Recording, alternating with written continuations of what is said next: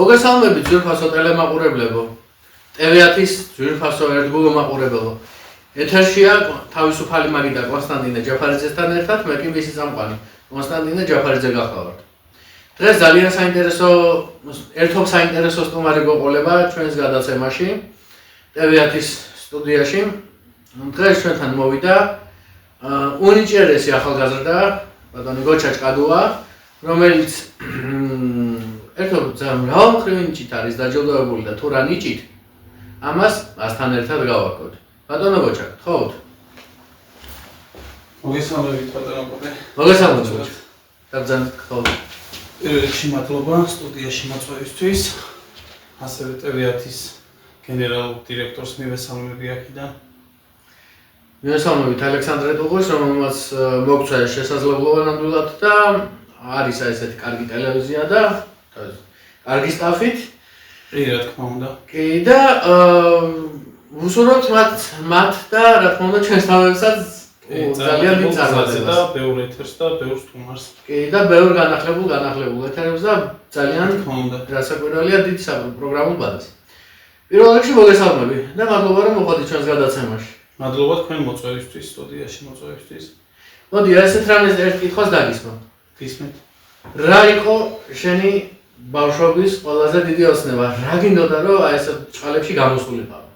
ანუ როგორც ასეთი ჩემი ხობი იყო სიმღერა, მაგრამ რატომღაც მივედი სხვადასხვა კუთხით და ავირჩიე ჟურნალისტიკა. ბავშვობიდან მიტაცებდა საინფორმაციო გამოშვებები რა და ძირითადად მიბაძვები მიყვარდა რა.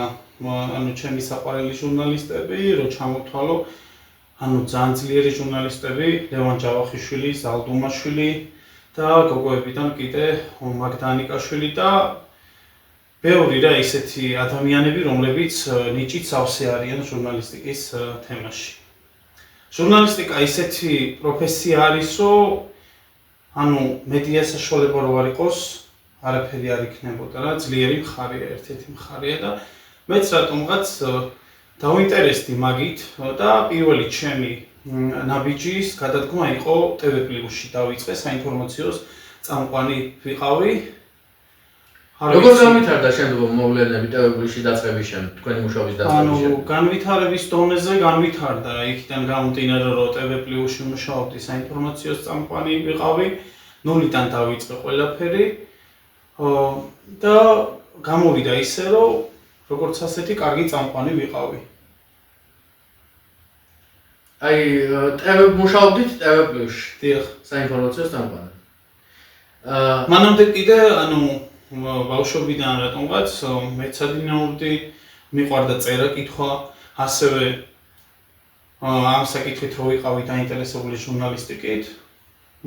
ყოველთვის ვცდილობდი რომ ნიუს სისტემაში რაღაცნაირად გამოსვლოდა და მართლაც რომ გამომივიდა. თუ ქონდა რეიტინგი თქვენს საინფორმაციო გამოშვებაში? როგორ არა რეიტინგი ყოველთვის ქონდა ჩვენს ტელევიზიას. მე რაღაცა გარკვეული პერიოდის გამო წამოვედი რა. ამიტომ რომ რა იყო თქვენი წამოსვლის მიზეზი TV+-ში? წამოსვლის მიზეზი ის იყო რომ მე სხვა კუთხით წავედი სამუშაოდ და მაქედან გამომდინარე დავტოვე ტელევიზია და შემოვედი ისევე TV10-ის ორგანიზაციაში ახალგაზრდული თაობა გენერალურ დირექტორთან ალექსანდრე ტუღოსთან ერთად და მინდა რომ სამომავლოდ რაღაცა ჩემი გადაცემა რო წავიყვანო, უფრო საინფორმაციო კუთხით მინდა და ვნახოთ აბა რამდენად შედეგიანი იქნება სამომავლოდ. ვნახოთ.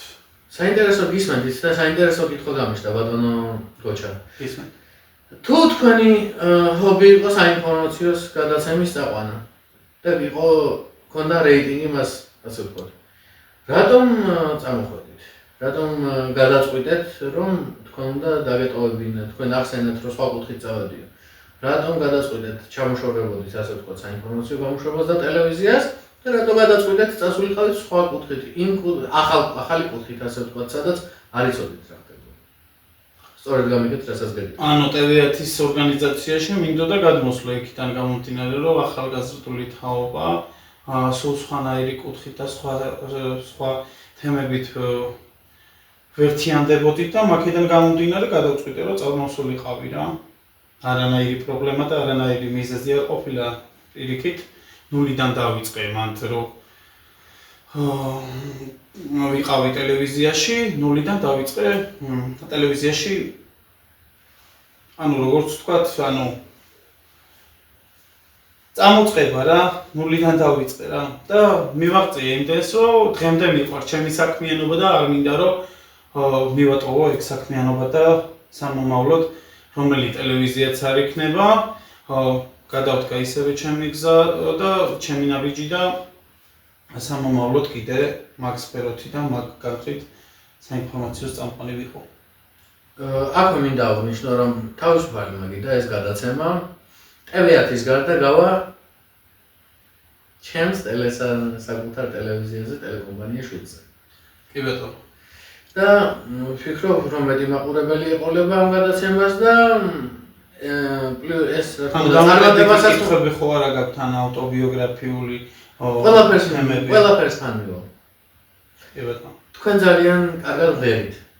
კი ბატონო. ამაზე რომ მოგუყვეთ თუ შეიძლება 2-20. ანუ ბავშვობიდან სულ მის დავდა და ჩემი ჰობი იყო რომ ანუ მემღერა და რა ვიცი ანუ ჩემს სამეთესაოში და საყვარეულოში ყველა მომღერლები არიან და ყველას კარგი ხმა ჰქონდა და ანუ ყველა კარგად მომღეროდა და ანუ ერთ-ერთი ჩემი ძმაც ლევან ჭყადუაც ძალიან კარგად მომღერის არაჩვეულებრივი ხმის მე პატრონია და აქედან გამომდინარე სულ ეს ნიჭი მოგდგამდა ჩვენ რომ გვემღერა სულ რა ძირითადად ხალხური სიმღერებით ვართ ესე ასე თქვა თქვენში ნიჭი არის ეს რასაც ქვია ის სიმღერის რა თქმა უნდა კი ნიჭი კი რა თქმა უნდა თქვენ გაქვთ ასე თქვა მაყურებელს შევთავაზებთ რა თქმა უნდა თქვენს სიმღერას კლიპთან ერთად კი ბატონო და ვფიქრობ ის იამონებენ და რა თქმა უნდა ეს კლიპი ამ გადაცემის დასრულების შემდეგ გავა რა თქმა უნდა გადაცემის დასრულების შემდეგ გავა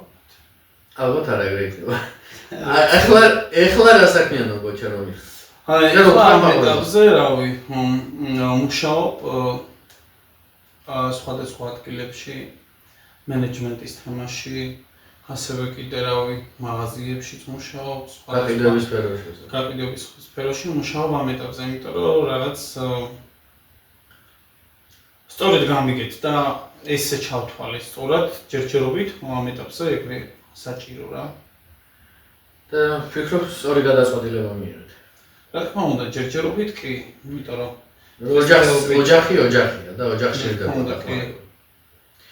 კარგი როგორი ასე ვთქვათ როგორ გრძნობ თავს როდესაც შემოდის მაღაზიაში თუნდაც ისეთი კლიენტი რომელსაც ნანახი ყავხარ თუნდაც საინფორმაციო გამოშვებაში და უცებ ხედავს მარკეტში კი ბატონო შენთვის ეს როგორი შეგრძნება ანუ მაგ კითხვაზე პასუხი ცოტა რთული საკითხი პასუხია იქიდან გამომდინარე რომ და როგორია მათი რეაქცია მათი რეაქცია იციან და ანუ ახლა მე მაგალითად არ მეთაკილება შრომა იქიდან გამომდინარე რომ მე რა საინფორმაციო წამყვანი ვარ ანუ შრომა დაუზარებელი ტიპი ვარ როგორც ასეთი და მინდა რომ ბევრ რაღაცას მივაღწიო და რაღაცა ზოგადად როგორი ვარ იცი ანუ ნებისმიერ სამსახურში სადაც მე მივდივარ ანუ ყველგან მიტოვებენ იმიტომ რომ იმდენად პატიოსანი და იმდენად შრომელი ვარ და იმდენად კარგი რომ არ მიყვარს ადამიანისთვის ხალატი რა პირველ რიგში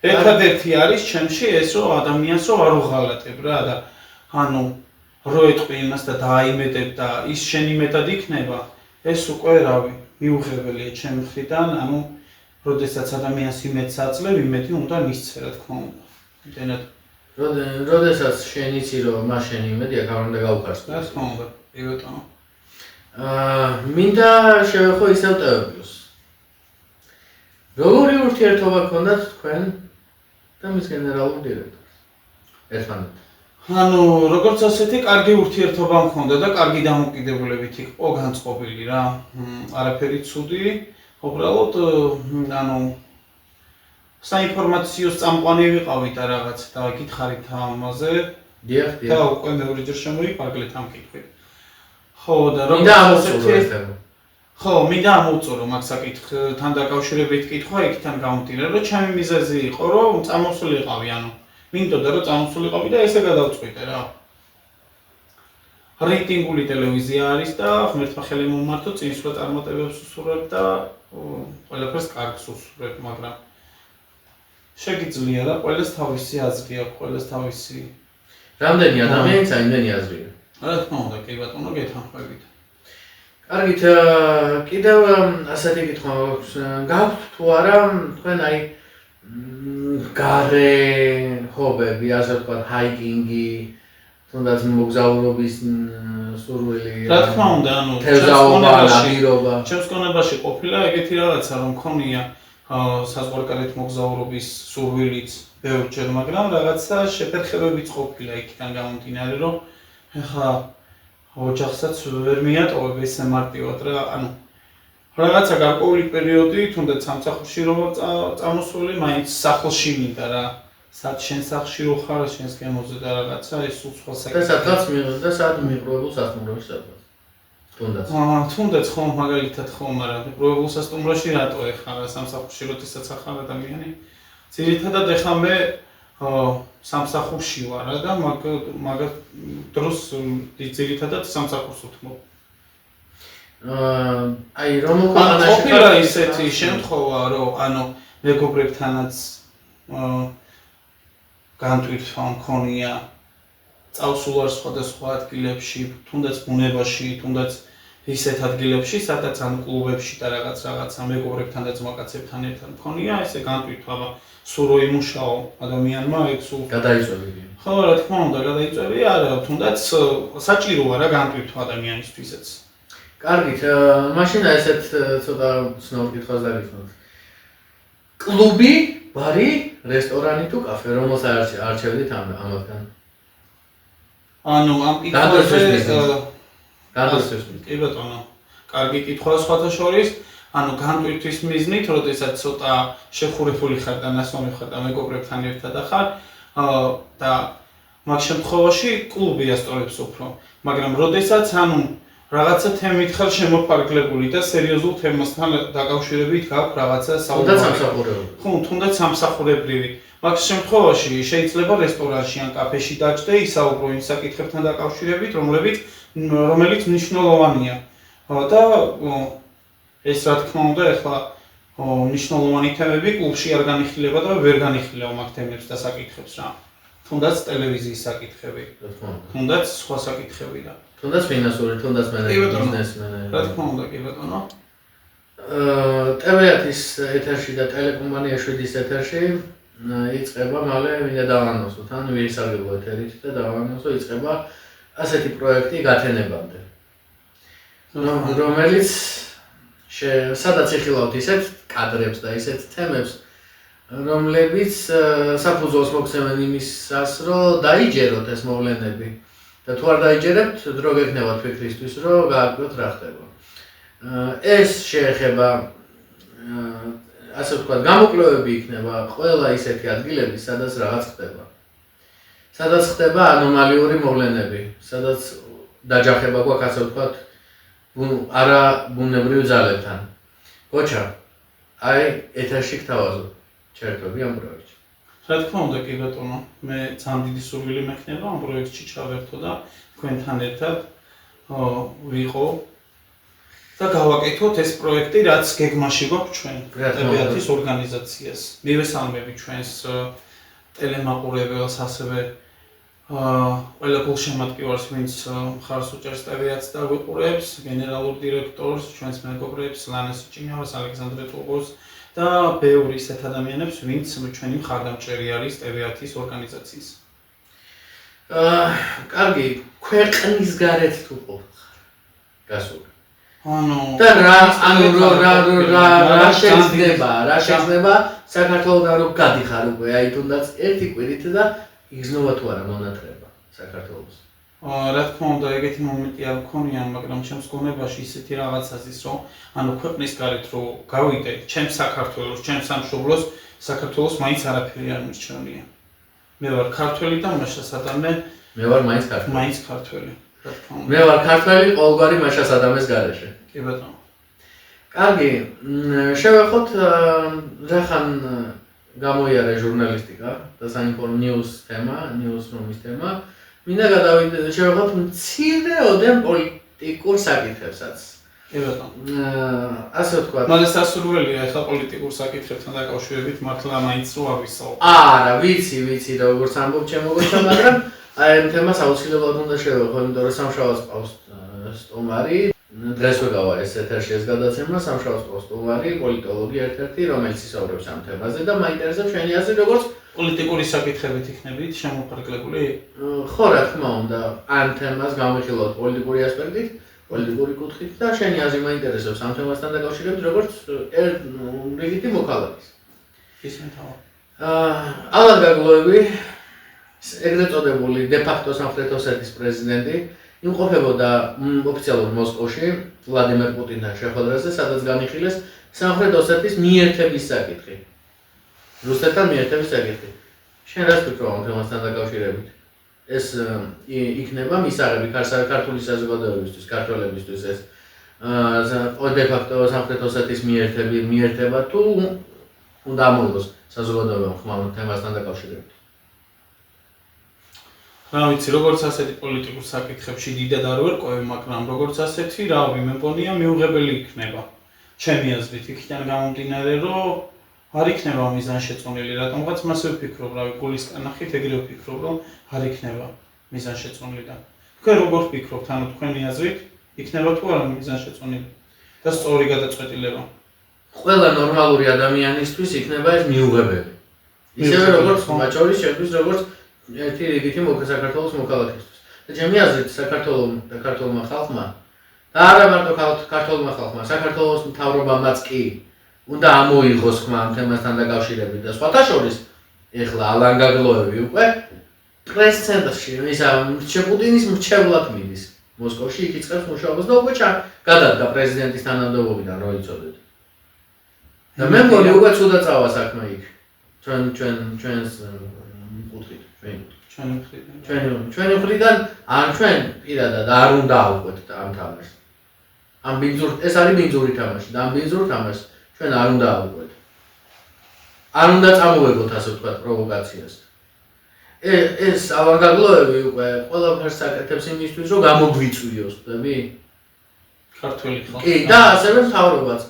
ჩემი აზრით, მთავრობაზე ამბობენ, პოლიტიკურ პირებზე ამბობენ, რომ აი არაფერს არ ამბობენო, აი ატარებენო რა ჩვენ ენაზე რომ ჩვენზე ჟარგონით რო ვთქვათ, გაატარესო ეს თემა, მაგრამ ისი როგორ არის? ჭკვიანები არიან, მე თუ მკითხავ, არ ეგებიან პროვოკაციას. თორე რა თქმა უნდა, მათაც აქვთ აზრი. ისინიც აფიქსირებენ აზრებს.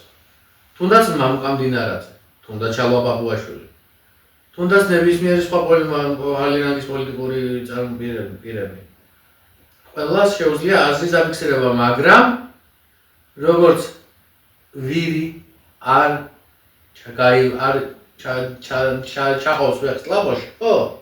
აი ისე იქცევა ზუსტად მთავრობა. არ ყოფს ფეხს ლაბოში. თქვენ რომელი პარტიიდან ხართ ისე რომ გკითხოთ? მე არც ერთი პარტიიდან არა ვარ, მე ვარ ერთი საქართველოს ჩვეულებრივი მოქალაქე, რომელსაც აქვს საკუთარი აზრი და ამაზეც ყველგან და ყოველთვის დააფიქსირებს. ცოტა ისე ახლა მაყურებელს ანუ შენი ხმა შენ გეკუთვნის და ახლა ისედაც არ მეტყოდი მაგ პასუხს. ხო, მაგრამ აი არაფერში ახლა ხალხი არის რა თქმა უნდა შახმატისტი. ზოგი დამაბრალებს, ქოცი ხარო, ზოგი დამაბრალებს, ნაცი ხარო, ზოგი ლეიბორისტიო, ზოგი დროაო, ზოგი ისე არ მაინტერესებს.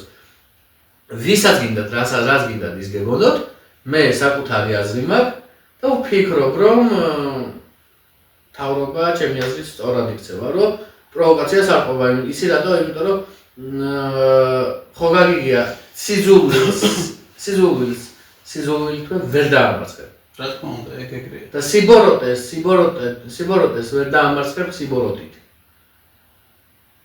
ყველას უნდა გავახსენდეს ის ანდაზა, რომ ერთად მოგვარია. ნოკოტე ხო არ გადავიდეთ, ანუ შემდეგ საკითხზე, ანუ ჩემთან თემაში თუ რამე კითხვის. კი, იმიტომ რომ მეც გამოვედი დროებით რესპონდენტის როლში რა. კი ბატონო.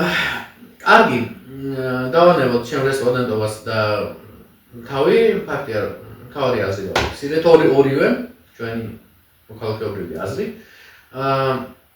თანახმახართ თუ არა TV10-მა გააკეთოს ქუჩის გამოკითხვები.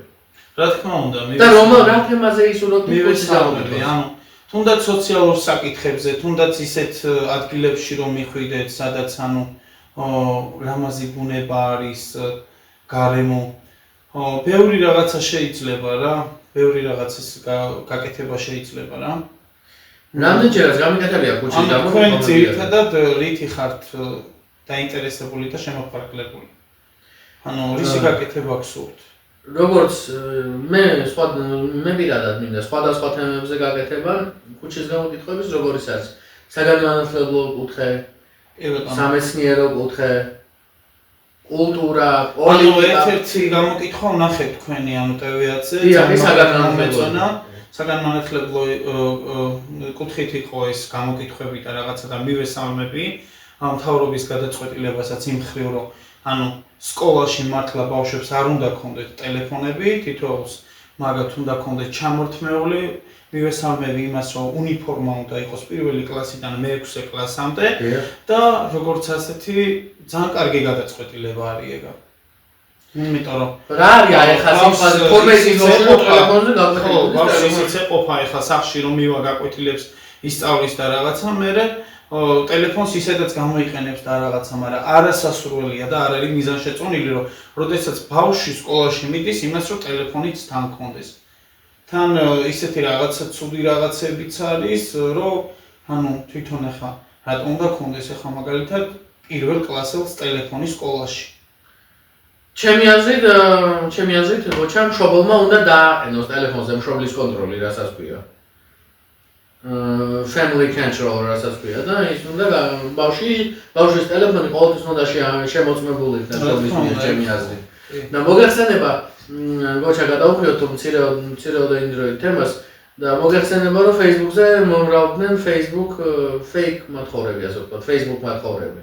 და თუ ქონია შენ შემთხვევა რომ fake profils მოუწერია შენთვის მაგალითად რომ აი ჩამირიცხე 10 ლარი და გავიხდი, ჩამირიცხე 20 ლარი და შიშო ვიდეოს განახებდა რაღაცა ყოფილა მსგავსი შემთხვევა შენს პირად Facebook სივრცეში ეს. ანუ ჩემ შემთხვევაში ყოფილა ეგეთი რაღაცა, მაგრამ უბრალოდ ეხლა ბოდიში ჟარგონულად გამოვიყენებ მაგ სიტყვას და ანუ დამიკიდია რა, იქიდან გამომდინარე რომ მე ესეთი რაღაცები არ მიყვარს რა. და არ ყვები ესე მარტივად. თუნდაც ფეიკი, თუნდაც რაღაცა ისეთი ყოფილა მართლა ფეიკი არ ყოფილა, მაგრამ ისე უთქვავთ რა, მაგრამ ყოფილა ძირითადად გოგოები. რომ ჩამირიცხე 10 ლარი და გავიხდი და იმას ვიზამ, მაგრამ ეს ჩემთვის მიუღებელია. აქ რო თქვა გოჩა, რამდენი წლის გოგოები ამბობდნენ ამაში? რამდენი ანუ ეს ყოფილა უცხოელი გოგოებიც, ეხლა მარტო ქართველი გოგოები არ ყოფილა. მე ასაკზე მაგალითად და არა ეროვნებას. რა ვიცი, ეხლა ასაკით რამდენი წლის იყვნენ ისინი, მაგრამ ესეთი შემთხვევა მხოლოდ ერთხელ მქონია. მსგავსი შემთხვევა. და ისიც უცხოელი იყო. ისიც უცხოელი, მაგრამ როგორც ასეთი ეხლა უცხო მოწვევებიც მოდის რა, გიწევს დაუმეგობრდები თუ არა იმას, მაგრამ ეს თუნდაც ფეიკი არ იყოს, მე უცხო ადამიანს არ ვიმეგობრები. თუ პირადად არის. თუ პირადად არ ვიცნობ, რა თქმა უნდა. ანუ მიუღებელია და არ არის მიზანშეწონილი ჩემი მხრიდან, იმიტომ რომ მე რა ვიცი, მე არა ვარ ისეთი გაზრდილი და ისეთი ოჯახის შვილი, რომ ხლა აუყვე ხელათ ამაც და ფეიკი იქნება, ის იქნება, ეს უზნეო თემებით არა ვარ დაინტერესებული ძირითადად. არ მაინტერესებს ჩემში არის ეგეთი საკითხები. კარგი, ჩემი აზრით ეს არის თაღითური სქემა, ასე ვთქვათ, რომელიც კარგად არა უგო. და რა იცი, ახლა შეიძლება აყვეს ადამიანი რა, ადამიანი ხარ და აყვე შეიძლება მომეც და ხო და შეიძლება აყვე ამ მომეც, მაგრამ მე შენ იმა რა გაგიჩალიჩოს, რა იცი. ამაზეც უნდა გქონდეს თვით გაანალიზებული უნდა გქონდეს ტვინში, რომ ის რას მოიმოქმედებს, რას გააკეთებს, მე შენს ანათესავს, ვიღაცას ჩაოგდებს, ამან ასე გააკეთა, ისეც გამოგიყვანს, რომ როგორიც არ ახარ შენ. ან ასაკი დაგიმალოს და წავიდეს პოლიციაში და იგიჩიოს. რა თქმა უნდა, ხო, ამან ისე გამიკეთ, ამან დღესდღეობით ნდობართულია. ნდობის მიზეზი კიდე სიყვარულია, რა თქმა უნდა და თუ ეხლა ადამიანზე მინდობილი არ ახარ და ის არ გიყვარს და ის შენი ნაცნობი არ არის, ან ვინმე არ არის და რაღაც, იმას ვერ ენდობი დღესდღეობით. მოდი სოციალურ თემატიკაზე გადავიდეთ და სოციალურ საკითხებზე, რომელიც დღემდე აქტუალურია საქართველოში, გოჩა. შენ ჟურნალისტი ხარ, მე ჟურნალისტი ვარ და მოდი ჟურნალისტური თემით გავყვეთ რა. გისმენთ ბატონო პოტე. მოგეხსენება არა, ბევრმა არ იცის. და მოგეხსენება არა, იმიტომ ვთქვი, რომ ცოტა არ მიწყინო, იმიტომ რომ შენ არ იცი რა ხდება, ღამის 4 საათზე და 2 საათზე ქუჩაში არ დადიხარ და კარგად მესმის შენი. ღამის 4 საათზე 5 საათზეც გამოსულა ქუჩაში. მეტროსთან არა მარტო მეტროსთან, ბევრი ადგილები არის ისეთი, რასაც გულისხმობთ ახლა, ბევრი ცუდი რაღაცები ხდება. ანუ გაჭირვებულ არასრულწლოვნები ფულზე მუშაობენ და ფულზე ყიდიან საკუთარ სხეულს. ეს თუ იცი 15-დან 19 წლამდე ბავშვები მეტროებთან არ დავასახელებ რომელი მეტროა ერთ-ერთი, მაგრამ ქალაქის ცენტრშია. ორია, მაგრამ ვერ გავარკვევთ რომელი არ ვიტყვი და იმიტომ. მუშაობენ დილის 4 საათიდან, ღამის 4 საათიდან სანამ მეტრო გაიხსნება, ანუ 6 საათამდე დილის. მამაკაცებთან შედიან კონტაქტში იმის გამო, რომ ფული გააკეთონ და სხეული გაყიდონ. ეს ნორმალური და დასაშვებია 14 წლის ბავშვისთვის. მე ვინ იცი შენ თქვის არ იყოს მე რას გაგიჩალიჩებს. შენ როგორ შეაფასებ ამ თემას? რა თქმა უნდა, არის მიზანში წონილი და რაღაცა და ამას სხვაც დაინახავს მე და სხვაც იგივე შეიძლება გააკეთოს, მაგრამ ბევრმა შეიძლება არ გააკეთოს. წარმოიდგინე ვიღაცა რო ხედავდეს ამას და წარმოიდგინე საკუთარი სიტყვაზე ძნიშვილიან ახლობელი რო დაინახო აღმოჩნდეს ის გოგო ერთ ვინმე რომელიც ამას აკეთებს. წარმოიდგინე იმ ადამიანისთვის რამხელა შოკი იქნება ეს. რა თქმა უნდა ეგრე იქნება. ეს ჩემი აზრით არის განათლების ბრალი მაინც მე ესე ვფიქრობ და უფრო ოჯახის ბრალია რა, აღზრდის ბრალია ჩემი აზრით. და ჩემი აზრით შენ ყველაფერს სწორს აკეთებ. შენ რო თქვი მუშაობა არ მეტაკილებება და გრეხი არ არის. 14 წლის ბავშვმაც უნდა შეიგნოს. 14 წლიდან მუშაობდი. ხო, აი 14 წლიდან მუშაობდი და აი ყოველთვის მქონია ჩემი ჯიბის ფული, იქიდან გამომდინარე რომ არ ყოფილი ვარ მე ოჯახზე დამოკიდებული და ანუ უბრალოდ ქუჩაში არ გასულ. კი ბატონო, არ ყოფილი ეგეთი შემთხვევა. და 14 წლის გოგოსთვის მით უმეტეს არ უნდა მიჭირდეს, ანუ ისეთი სიტუაცია მივარდება ხოლმე რომ ერთი სამსახურიდან მეორე სამსახურში შეიძლება გადავიდე, მერე მესამე სამსახურში იმდენად მოწადინებული ვარ მაგ საკითხში რომ ანუ სად შენი ჯიბის ფული რო გაქვს და შენი 1-2 კაპიკი რო გაქვს, ეგ უფრო მისაღებია შენთვისაც და ანუ სადმე გავლა მოგინდება მეგობართან ძმაკაც გამოხდება რაღაც ვარიანტი რა. კი ბატონო. და სად წარმოიდგინე ხა მეგობარს ვურეკავ რომ აი ძმაკაც გეხვეწები და ჩამირიცხე ხვალამდე 1-20 ლარი რა და სად ამოიღებს მაგ რა და всё შენ ჭუაზე რა ძმაკაც ხელი უნდა გამომართო, მეგობარსაც ხელი უნდა გამომართო, მაგრამ ახლა სისტემატიურად თუ გთხოვს და რაღაცა იმანაც ხომ უნდა გაამძრიოს და დამოწოლაზეა უკვე ესე ხო? რა თქმა უნდა. კარგი. გოჩა, საკმაოდ ბევრი ვისაუბრეთ მე მგონი, ხო? თემებიც ამოწურე. საკმაოდ საინტერესო თემებით ვიყავით შემოფარგლებული, რა თქმა უნდა. ამიტომაც ვქია ჩემს გადაცემას თავისუფალი მაგიდა, რომ თავისუფლად შეგიძლია ისაუბრო ყველა თემაზე აბსოლუტურად და არა ერთ კონკრეტულ თემაზე. კი ბატონო. გოჩა. სასწაული ხარ. მადლობა. ხარე, მადლობა კოტე. და მოწვევისთვის. არაფრის გოჩა, მადლობა შენ მოგზავნებისათვის და როგორც მაყურებელს შევპირდით გადაცემის ბოლოს ეხლა გთავაზობთ ზუსტად იმ კლიპს, სადაც გოჩა ასრულებს სიმღერას. და ძალიან გთხოვთ უყუროთ ამ კლიპს, მე კი შემდეგ ეთერამდე გავშვიდობებით. ნახვამდის. ნახვამდის.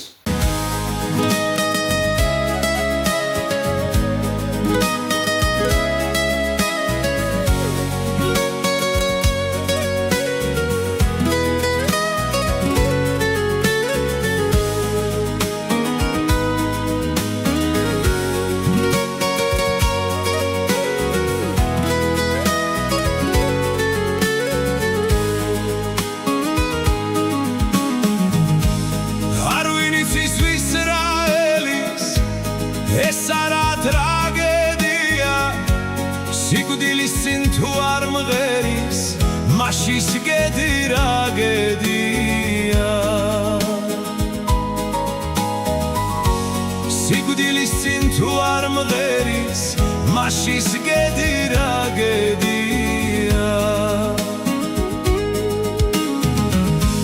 მაშის ჩიტი რა ჩიტია თუ არ გალობს გარინდებით ეს ქვეყანა საჩიტეა მოფრინდები გაფრინდები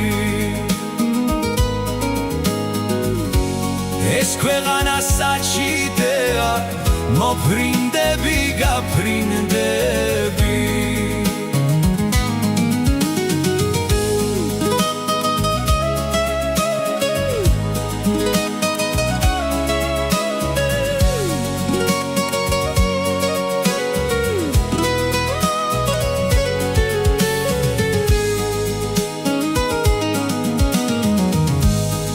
ქვეყანა გალია რომლის გარით სარიღება თხვეობაში გაილევი ქვაზე რჩებით არიღებად თხვეობაში გაილევი ქვაზე რჩებით არიღებად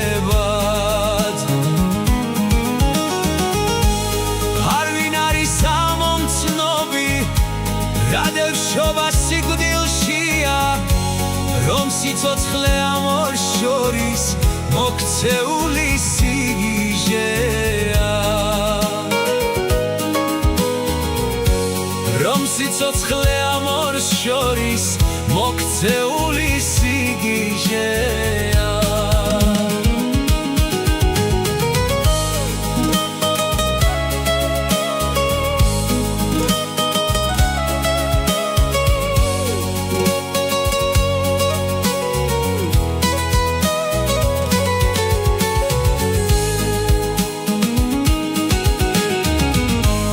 რომ სიცოცხლე თიხის დოქში იხარშება ერთიანად ისე გარბის როგორც დოხში რაში თავის მხედრიანად ისე გარბის როგორც დოხში რაში თავის მხედრიანად იმგვარ აქცევს როგორც ქეში ქარი დაცხებს თხებს სახრეს ჯერ გაგმართავს თითქოს მხრებში მერე წელში გადაგამსხვრევს ჯერ გაგმართავს თითქოს მხრებში მერე წელში გადაგამსხვრევს არ ვინიცის ვისრაელის მეც ამ სოფელს ხავარ მძევლად მას ჩამკიდე დღეო ხელი ღამეების დასაძლევად მას ჩამკიდე დღეო ხელი ღამეების დასაძლევად მას დავიდეკ დღეო გვერდით ნაბიჯამდე ნაბიჯიდან რომ სიცოცხლის ალავერდი თქვა სიკვდილის კარიბჭიდან რომ სიცოცხლის ალავერდი თქვა სიკვდილის კარიბჭიდან